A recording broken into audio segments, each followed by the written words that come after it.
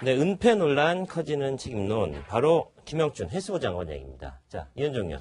네. 이 지금 김영춘 장관이 지금 이 세월호 관련해서 지난번 아마 17일날 이제 이 세월호 이 선체 수색을 지금 하고 있지 않습니까? 거기서 네. 아마 추가적으로 이제 이 뼈가 이제 발견이 됐는데, 그러니까 아마 그 해당 공무원이 이 부분을 이제 늑장 보고를 한 것 같아요. 이 늑장 보고를 한 이유도 지금 사실 이제 김영춘 장관 설명으로는 당시에 이제 장례식을 치르려고 하는 유가족들이 이렇게 사사로운 거 계속 나올 때 좀 이야기하지 말고 나중에 이야기해 달라. 네. 또 이게 장례식을 치르고 눈앞에 있는 또 유가족들이 또 상처를 받지 싶지 않아서 아마 그걸 공개를 늦췄다라고 이야기를 하는데, 문제는 이제 김영춘 장관이 그 보고를 받고 난 다음에 그 법대로 빨리 처리하세요라고 이야기를 했는데 그 이틀 동안 또 이게 진행이 안 된 겁니다, 상황이. 네. 그렇다 보니까 과연 김영춘 장관이 지금 해양수산부를 제대로 좀 장악하고 있는 것인지, 장관의 보고가 왜 제대로 실행 안 됐는지, 이 부분과 관련해서 본인은 이제 책임을 지겠다라고 이야기를 하고 있고, 야당은 당장 사퇴하라 이야기를 하고 있지만, 일단 이게 지금 현 정부에서 가장 중요시하는 세월호 정책 관련해서 지금 삐걱거리고 있는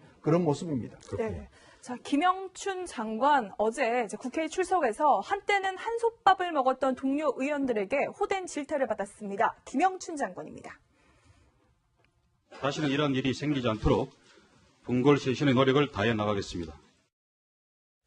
결국 저런 사과를 할 수밖에 없었는데요. 그러니까 17일 상황부터 조금 시계열적으로 어떤 일이 있었는지를 한번 보면 더 이해가 빠를 것 같은데요.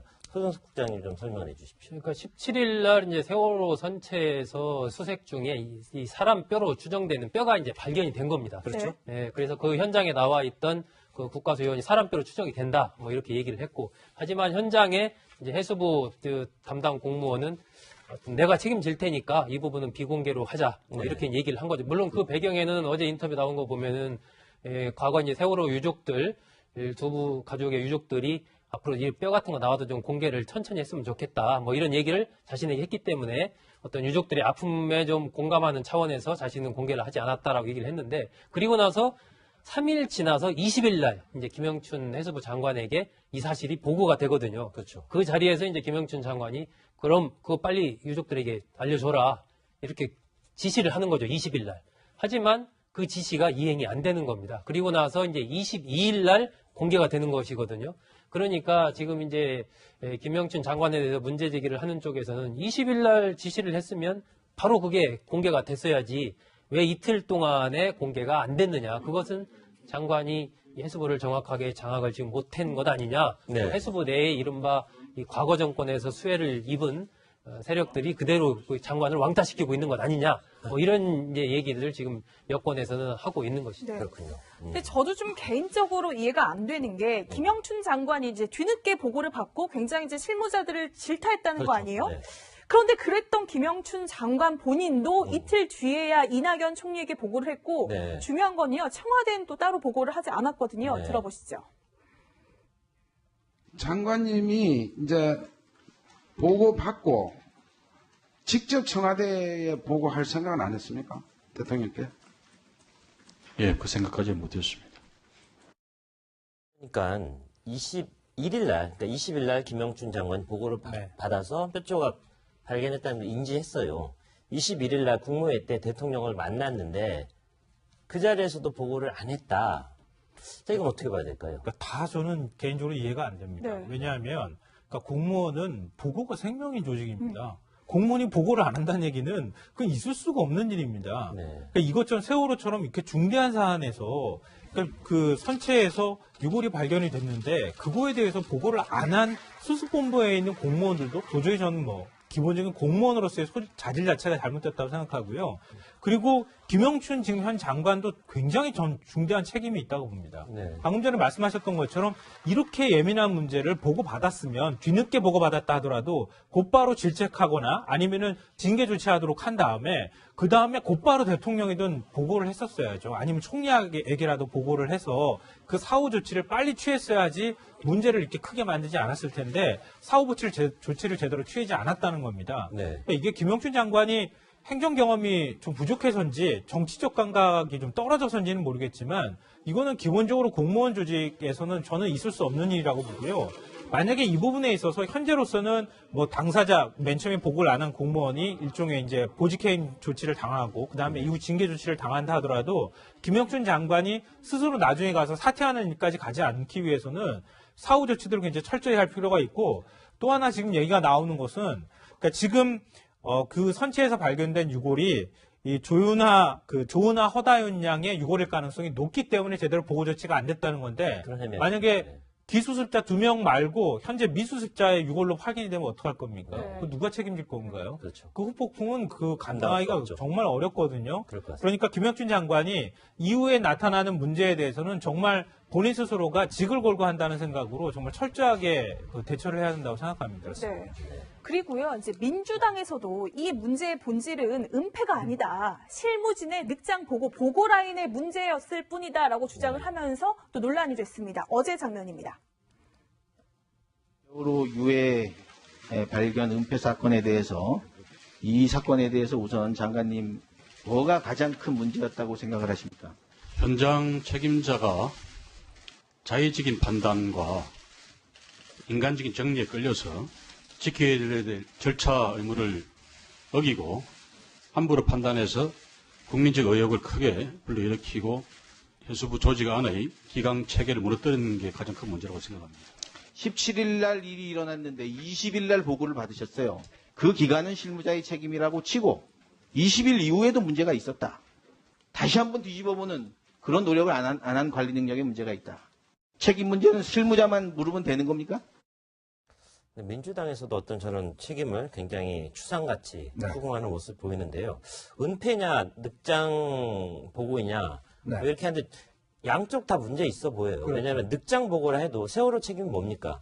7시간 대응을 제대로 못한 늑장 대응이 문제 아니었겠습니까? 네. 자, 그렇다면 이번 부분도 늑장 대응도 충분히 정치적 책임을 물을 수 있는 건 아니겠습니까? 그렇죠. 사실 이게 이제 우리가 재난의 컨트롤 타워라고 이야기를 많이 하고 네. 그동안 사실은 여러 가지 이 세월호 문제 때문에 결국은 이게 정권도 바뀌고 뭐 등등 많은 이제 이제 작업이 있었지 않습니까? 그럼에도 불구하고 저런 게 왜 벌어질까? 저는 한번 그런 문제, 과연 이게 해수부만의 문제일까? 이런 문제를 한번 따져본다면 문제는 그런 것 같아요. 지금 이제 공직 사회가 제가 볼 때는 굉장히 무사한 일주의에서 빠져 있는 그런 측면이 있습니다. 왜냐하면 정권이 바뀌면서 그 정권에서 굉장히 열심히 했던 사람이 그 다음 정권에서 완전히 이제 또 숙청되는 이런 과정들을 계속 겪고 오잖아요.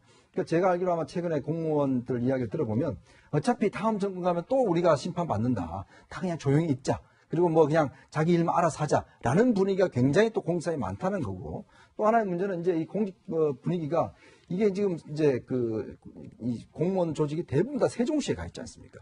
그러다 보니까 이게 세종시에 가고 장관은 서울에 와 있고 그 다음에 국장들은 왔다 갔다 하고 그러니까 옛날같이 예를 들어서 과천에 모여있다는 이런 식이 아니라 그러다 보니까 상당히 공무원 조직의 어떤 긴밀한 그 조직성 자체가 굉장히 떨어져 있다는 거죠. 그러니까 그렇기 때문에 이번 사건 같은 경우는 세월호 문제와 물론 이 공직자들이 제대로 보고도 안 하고 이런 문제가 있지만 이거는 공직사회 전체에 걸쳐서 상당히 지금 무사한 일주가 있다는 것도 지적하고 싶습니다. 네. 근데 지금 야권의 사퇴론에 대해서 김영춘 장관이 나중에 이제 책임질 일 있으면 책임지겠다라는 입장이거든요. 이거 청와대랑 같은 생각 아니겠습니까? 청와대도 이 사퇴가 부담스러운 것 아닐까요?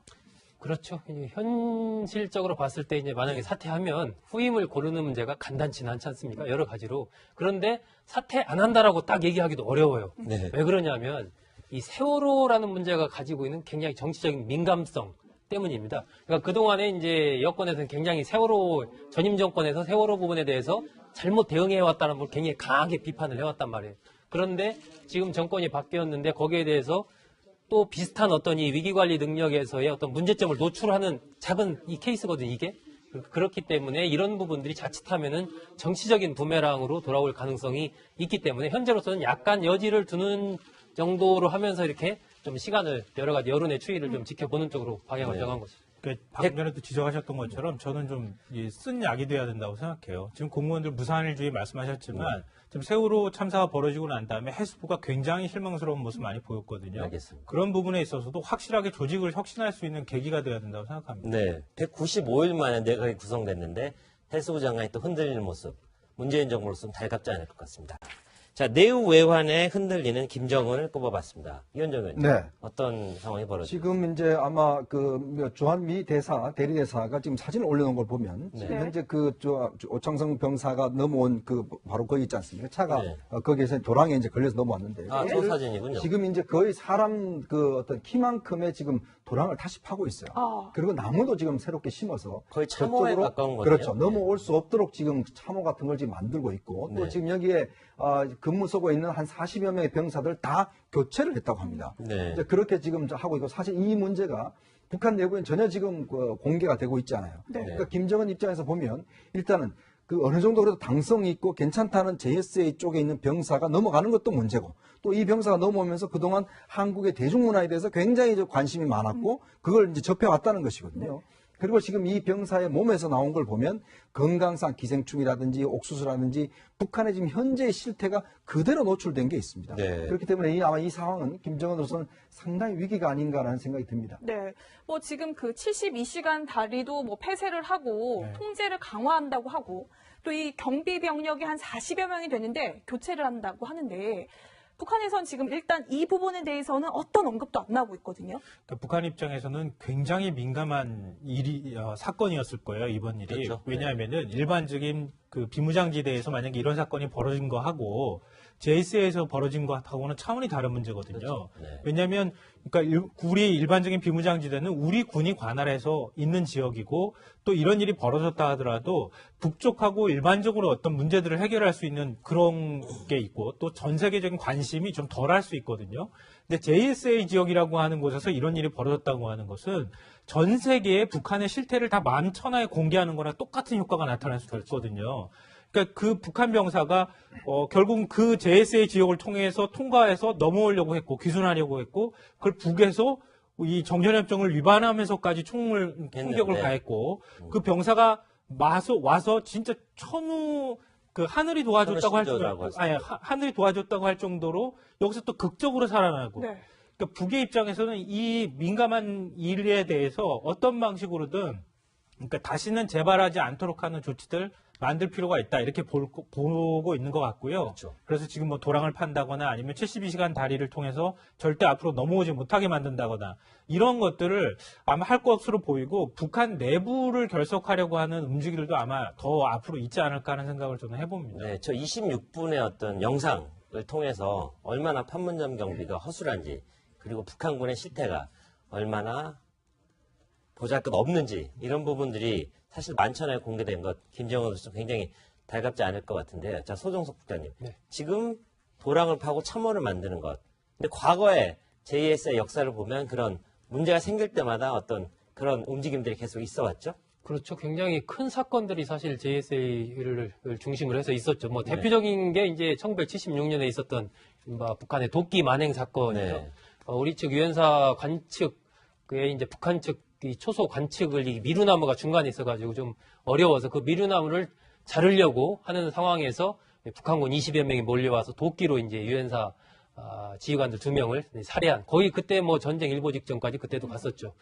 그런 일이 있었고 그리고 나서 이제 1984년에 이것도 굉장히 이제 북한에 관광을 왔던 소련인이 JSA를 통해서 넘어온 겁니다 우리 쪽으로. 그렇죠. 네. 그 과정에서 이제 북한군과 우리 측 사이에 이제 교전이 벌어져가지고 총격전이 벌어졌죠. 그래서 북한군이 그때 한 4명 정도 사망을 하고 우리 측에서도 1명 정도 인명 피해가 있었던 뭐 그런 큰 사건이 있었고 그리고 나서 97년에는 DMZ의 농부 2명을 또 납치하는 그런 일도 있었고 또 98년, 2007년 또 올해까지 해서 3차례에서는 이 JSA를 통해서 귀순하는 이런 일들이 뭐 계속 북한에서는 막으려고 여러 가지 조치를 했지만 또 그걸 피해서 계속해서 이런 일이 있었겠죠. 지금 도랑 파고 나무 심어도 이 무언가 어쨌든 자유를 찾아서 이 목숨을 걸고 가겠다 하고 하는 사람을 저렇게 한다고 막을 수는 없는 거죠. 그렇죠. 자유의 힘이 그렇게 강한 겁니다. 내외환이라는 그런 카피를 저희가 뽑은 이유는 외적으로도 결국 중국이겠죠. 중국과도 굉장히 덜컹덜컹거리는 모습 계속 보여주고 있죠. 네, 지금 숭타오 지금 특사가 방문하는데 문제는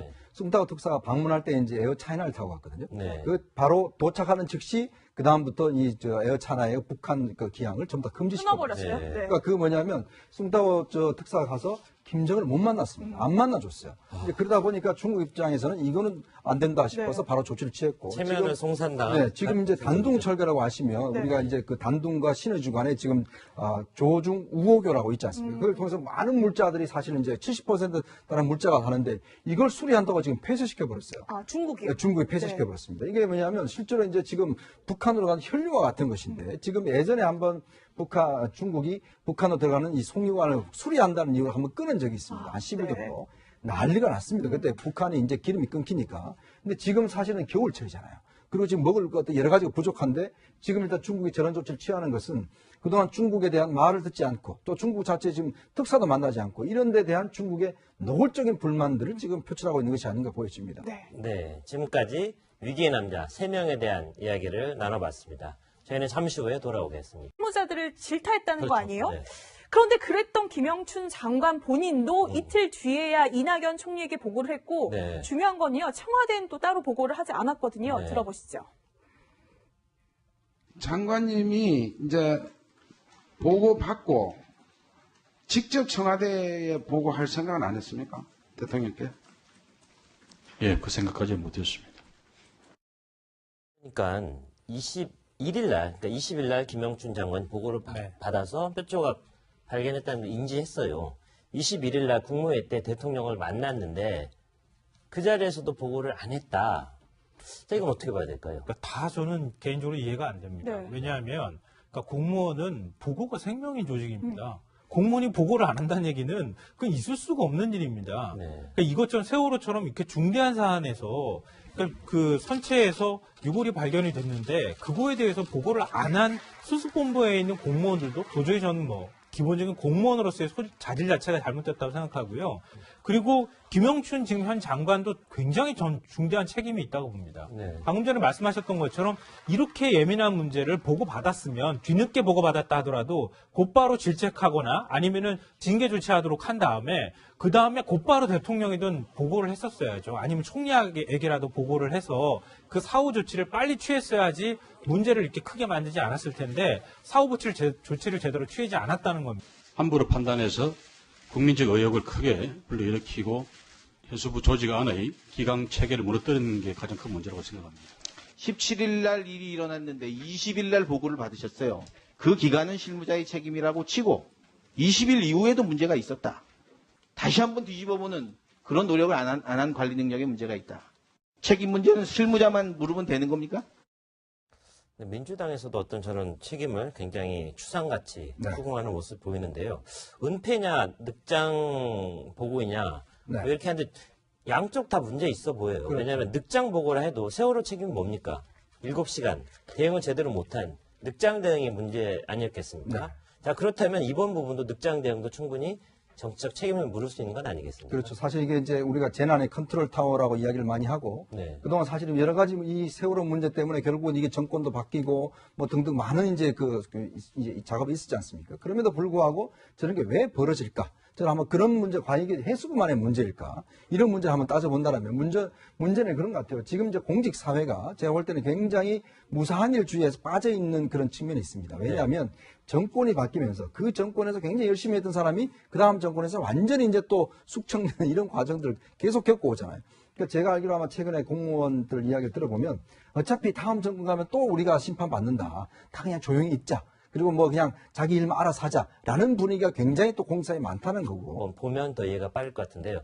소정석 국장님 좀 설명해 주십시오. 그러니까 17일 날 이제 세월호 선체에서 수색 중에 이 사람 뼈로 추정되는 뼈가 이제 발견이 된 겁니다. 그렇죠. 네, 그래서 그 현장에 나와 있던 그 국가수요원이 사람 뼈로 추정이 된다. 뭐 이렇게 얘기를 했고, 하지만 현장에 이제 해수부 그 담당 공무원은 내가 책임질 테니까 이 부분은 비공개로 하자. 뭐 이렇게 얘기를 한 거죠. 물론 그 배경에는 어제 인터뷰 나온 거 보면은 과거 이제 세월호 유족들 두부 가족의 유족들이 앞으로 이 뼈 같은 거 나와도 좀 공개를 천천히 했으면 좋겠다. 뭐 이런 얘기를 자신에게 했기 때문에 어떤 유족들의 아픔에 좀 공감하는 차원에서 자신은 공개를 하지 않았다라고 얘기를 했는데, 그리고 나서 3일 지나서 20일 날 이제 김영춘 해수부 장관에게 이 사실이 보고가 되거든요. 그렇죠. 그 자리에서 이제 김영춘 장관이 그럼 그거 빨리 유족들에게 알려줘라.